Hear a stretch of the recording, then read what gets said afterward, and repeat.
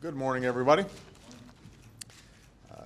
As many people know, our current ambassador to China, John Huntsman, has decided to step down from his current job. During his tenure, John has been an outstanding advocate for this administration and for this country. He made a real sacrifice in moving his family out of the state that they loved and has helped to strengthen our critical relationship with the Chinese government and the Chinese people. And so I am very grateful for his service.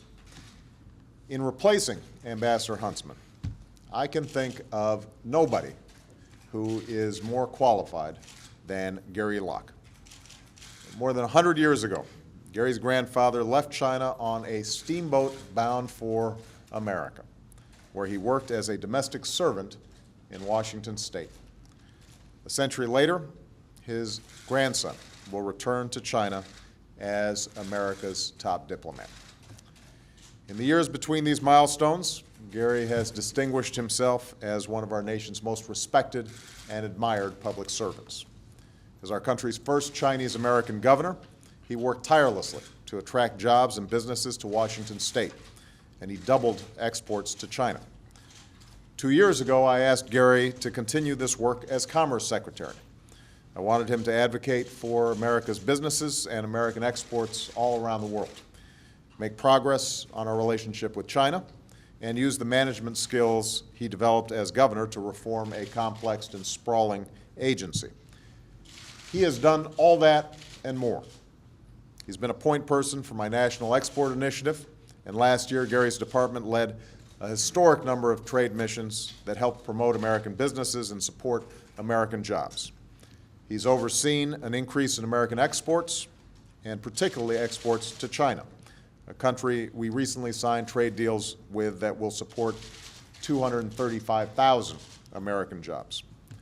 As Commerce Secretary, Gary oversaw a census process that ended on time and under budget, returning $2 billion to American taxpayers.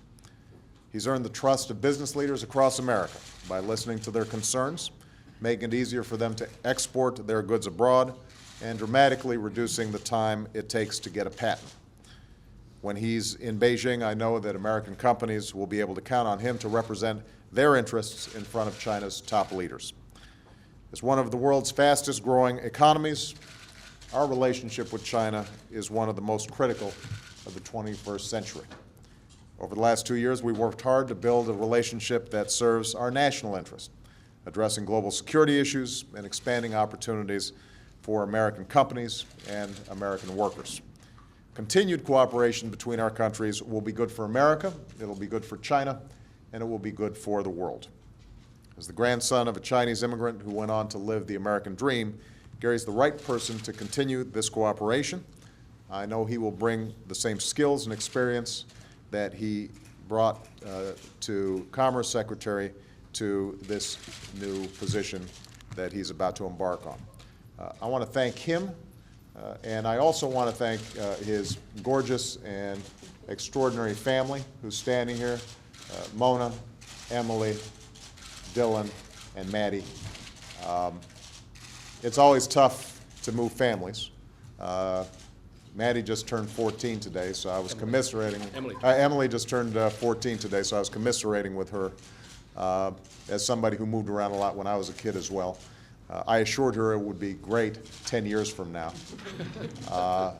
Right now it's probably a drag, but I'm absolutely confident that we could not have better representation of the United States of America in this critical relationship than we're going to get from the Locke family. And Gary, I wish you all the best of luck in Beijing. Thank you so much. Thank you, Mr. President. Thank you. Thank you. Thank you. Well, thank you very much, Mr. President, and I'm deeply humbled and honored to be chosen as your next ambassador to China.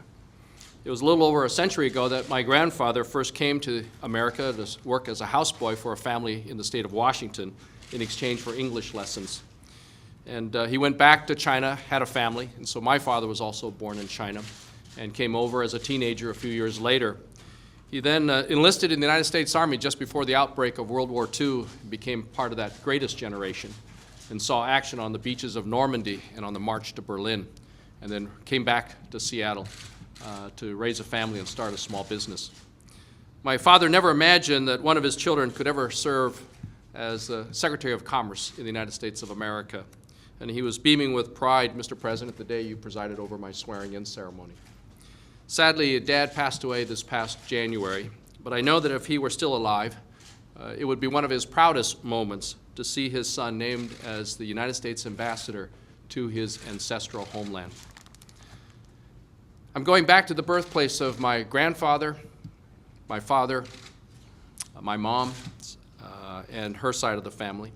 And I'll be doing so as a devoted and passionate advocate for America, the country where I was born and raised. As Commerce Secretary, I've helped open up foreign markets for American businesses so they can create more jobs right here in America. And I'm eager to continue that work in China and to help you, Mr. President, manage one of America's most critical and complex diplomatic, economic, and strategic relationships. I'm excited to take on this new challenge, as is my wife and our children, to varying degrees among the kids.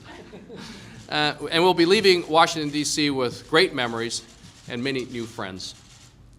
Being Commerce Secretary has been one of the best jobs I've ever had, thanks to the immensely talented and dedicated men and women within the Department of Commerce, in the White House, and within the Cabinet. And I'm proud of the work that we've done at the Commerce Department, delivering services faster, serving the needs of U.S. businesses and workers, saving taxpayers billions of dollars by being more efficient in everything that we do.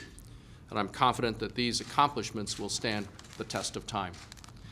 Mr. President, I'm eager to assume this new position, and it's a privilege and a solemn responsibility to serve you and the American people as the next United States Ambassador to China.